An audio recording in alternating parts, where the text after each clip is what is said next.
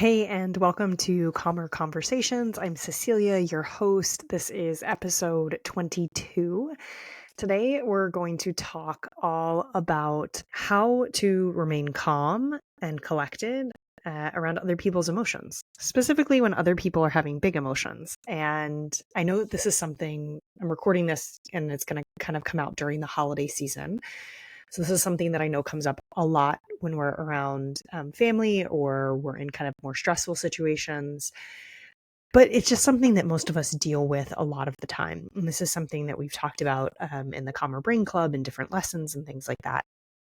And so I thought it might be helpful to have here for everybody to enjoy and to get something from. So if you are somebody who has a reaction, any kind of reaction to other people having big feelings, this is for you. So let's dive in. I want to start out by reminding you that nobody can cause an emotional reaction in you. And so no one can make you feel a certain way. How you feel is related to the thoughts that you're having and the patterning of your nervous system.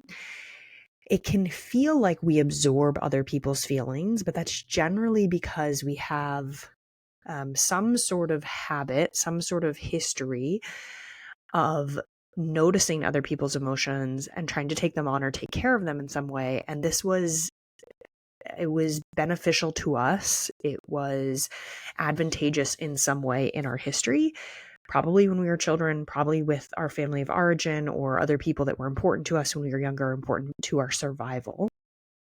But now that you're an adult, and I'm going to go ahead and assume that you're an adult if you're listening to this, you actually get to take responsibility for your own emotional state. And so one of the most important things in this entire episode is understanding and making the choice to take responsibility for how you feel at any point in time. And this is kind of despite what's happening around you, despite the circumstances that you're in or what's happening in the world or what's happening with other people. Recognizing I actually have a choice with how I feel. And when I connect and can be with how I feel, I have some say. You could use control, but control always feels a little bit tight for me. But I have some say in how I feel moment to moment, day to day. And that's important for this because if we are always relying on other people for how we feel, that means we're always kind of at the whims of what's happening around us.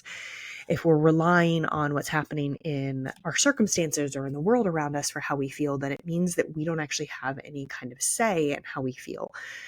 And that's just not a philosophy that I buy into. I find it very disempowering. I mean, it's something that I subscribed to for a long time and was taught, but it's something that I don't think is helpful for me as an adult because I actually want to have some say in how I feel. And I will say that having done this work for a number of years, both individually and with clients, is that when we do take responsibility for our own emotional state, when you do say that I have some say in this, all of a sudden you do step back into empowerment and you do actually recognize where you have a lot of choice. So I know that this can be an area where it feels like you don't have choice or you don't have say, and it feels like everything's just happening around you or to you. But I want to offer that if you can perhaps just drop that story for a little while and maybe even try it for 30 days for some period of time, you might start to recognize that you can have a different experience with other people. The other thing I want to say about that is that oftentimes we believe that, for instance, if someone is feeling angry or someone is feeling anxious, if we join them in that place, that it can make it easier for them, like we'll kind of lighten their load, or it's our job to try and fix something for somebody else, right? So it's our job to try and make them feel better. We feel really uncomfortable with them having uncomfortable emotions, which means that we probably don't feel comfortable with those emotions generally, but we want to fix things for them. And usually why we want to fix things for other people or get them to feel better is because of what I just said. We are uncomfortable with their emotions. We are uncomfortable with being around people who are having big emotions, who are experiencing big things, and we want to feel comfortable again. So we want them to be comfortable so that we can feel comfortable, which just starts to get a little convoluted when you're talking about it and also create some really interesting energetic exchanges between you and the humans around you. So essentially what we're trying to say is, and as children, essentially We're trying to perhaps get a parent or a caregiver back into a place where they can care for us more fully. And so we are trying to kind of move them back into a different emotional space for our own survival. As adults, we have learned that certain emotions are uncomfortable or they're dangerous or we should rush through them. We learned that as kids too. We don't like how they feel. We don't like how they feel in us. We don't like how they feel in other people. And so we really want people to get to the other side of it so that we can stop feeling uncomfortable. And I think one place you can see this really clearly is generally with children.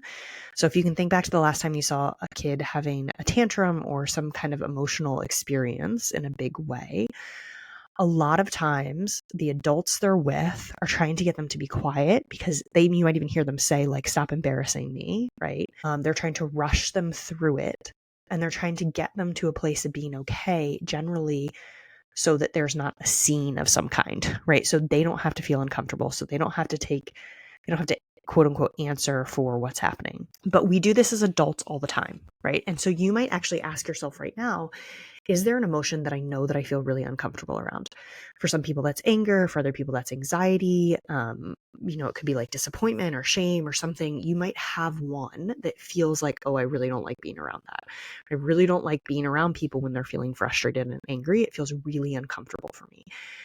And as soon as you name that, you might also be able to quickly remember the story or remember something in your past about like, oh, right, that's why this feels uncomfortable, right? I was around, one of my parents was angry a lot as a kid, and that meant that, I don't know, things were harder in our household. And so I feel really uncomfortable around it, and I really want it to end very quickly. So what we generally try and do to get it to end is we try and meet the person in that emotional space, and we try and fix it in some way, right? We try and rush them through it so that we can feel okay. A different approach that doesn't rely on other people changing, because that's a pretty unreliable way to feel good. And we can all probably agree that getting other people to do things so that we can feel a certain way generally just it's not sustainable and it's not reliable as a method. You might even check in with yourself. Is this working for me? And if if it is working, then you can just stop listening to the episode right now. But if it isn't working for you, then you might want to try a different path, right?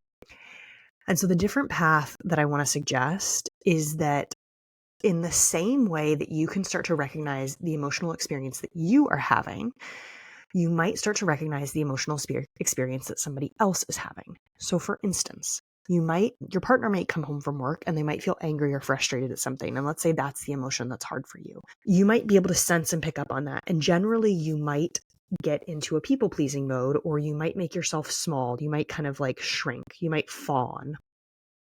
And if you think about that as a nervous system reaction, you might also freeze. You might also try and get like defensive and fight and kind of like make the case for why your day was harder and you should be the one who's getting sympathy right now. We can go many different ways, but you can recognize your own emotional response to this person. And that might actually be the key for you. But wherever you start, just recognizing, okay, somebody in my space, some person that's in my life is having an emotion, right? So you can name it for yourself if you want to. It seems like they're angry. You don't have to say it out loud to them, but naming it for yourself is really powerful. And seeing if you can start to create some safety while they're having this emotion, right? So you can remind yourself right now, and don't lie to yourself here, please. But if they are angry and you are safe, or if they are anxious and you are safe, you can tell yourself, this person is feeling anxious. It's safe for me to be in the presence of somebody who's feeling anxious. And then start to check in with your own emotions. Right now, I feel uncomfortable with them being anxious. It's making me feel, and start to fill in the blanks here, right? And if you can't identify the actual emotion that you're feeling, you might just think about what's happening or start to connect with what's happening in your physical body. This is what's happening to my physical body right now. This is what I'm going through in this moment. And in this way, what you start to do is you start to allow the other person to have their emotional experience, and you start to disentangle your emotional experience from their emotional experience. So that now, instead of having one giant emotional experience, you're having two separate emotional experiences. And you can start to recognize that it is okay and safe for them to have an emotional experience in the presence of you, and that you don't actually have to take it on or fix it in any way.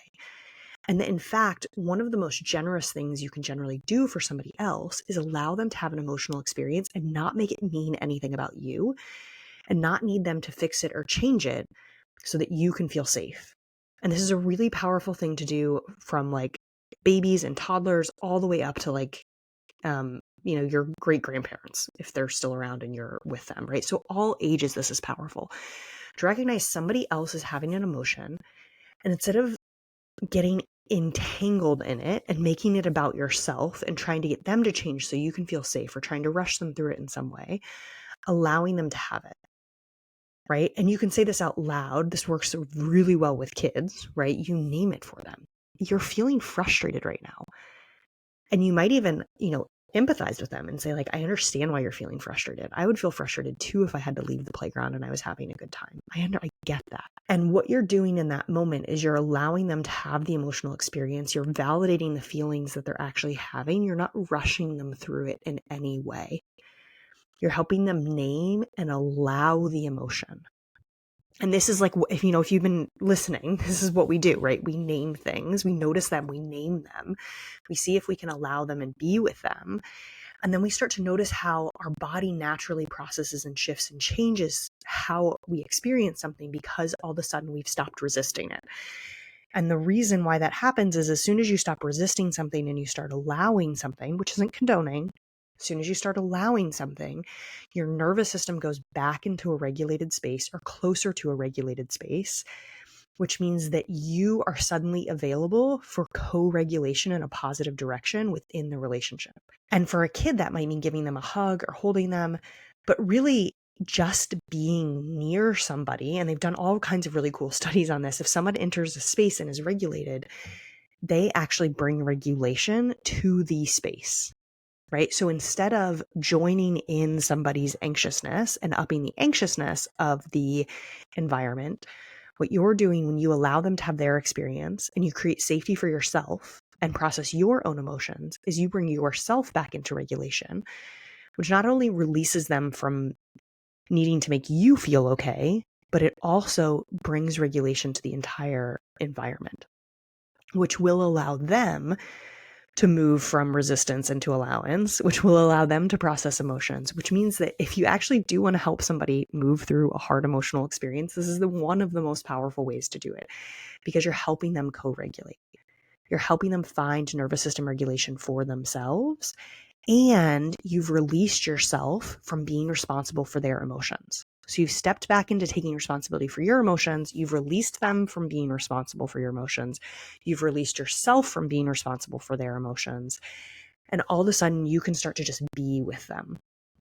And this sounds really wild, but in the same way that once you're okay with your own emotions, things like shame and grief and anxiety suddenly don't feel so big and heavy and overwhelming. In that same way, you can be with somebody who is having other big emotions and it doesn't feel quite so overwhelming. It doesn't feel quite so big. It doesn't feel quite so like, how do I fix this? I have to fix this, like rushing around to try and feel safe. We can just let somebody else be, and then you get to be as well. And this disentanglement, taking responsibility for your own emotions while releasing responsibility for other people's consciously, intentionally, means that all of a sudden you get to have, I don't love this word, but this is the word that always comes into my brain. You can have a cleaner emotional experience with other people, right? It's less messy. And what that means is it gets everybody to a place of being okay with their emotions quicker. And then our bodies and nervous system gets to do what they do, which is process emotions. So how you might use this during the holiday season, since that's where we are right now, is, that if you're at a family event and you have this kind of pattern of interaction with maybe a sibling or an aunt or an uncle or maybe parents or kids or something like that, knowing you can even think about it ahead of time, right? Like generally this is what happens, right? I go in, I say something, my dad has this reaction, I feel disappointed or annoyed at him, then he gets this way, then I get this way. And you might just say, okay, what if I could feel safe when he has whatever reaction he has? What if I didn't expect him to do anything specific when I share something? What if I could just notice his emotions and I could notice my emotions and I didn't try and take care of his or somebody else's, but I only was watching and responsible for my own. If I was able to say they're having that emotional experience, I can be safe, right? I can create safety for myself. I can allow my own emotions, even if they're really uncomfortable. I can see if I can do it, even just for 10 seconds. And then see how the entire environment shifts and changes. Again, not because anyone else has changed, but because you've changed. So this is, it's such a powerful way of approaching being with other people. It's such a powerful way to allow people to have their own experience of their life and of circumstances. And it is incredibly freeing. And it's very empowering because all of a sudden you get to take care of you and you get to work on the one thing that you actually do have some control or say in, which is your own experience. Again, by working with your nervous system, by working with your brain. If you want a primer on how to just process an emotion quickly, I have a mini course called the 5-Minute Shift, which is $29. You can just go in there. There's a 5-minute kind of leading you through how to process an emotion. You can watch that, or there's a video that's a little over 30 minutes that kind of takes you through the process a little bit more in depth. You can go in there, you can start to feel different today, but you can then use this over and over again as a practice to start to feel different, both with your own emotions and with other people's emotions. And then if you want coaching, you want to learn more about this, come join the club. Get coaching on your own brain, figure out your own stories, figure out why you're feeling this way so that you can start to feel differently. Thank you so much for being here. Thank you so much for tuning in today, and I will see you next time.